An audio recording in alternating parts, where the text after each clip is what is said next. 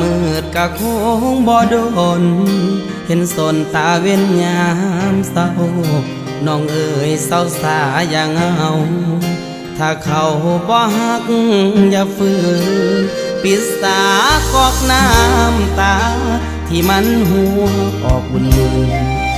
ไปแล้วเขาคงบอกคืนอย่าฝืนให้เสียเวลาอย่าห้ามน้องขออายจ้ามือนี้ขอขาดพัก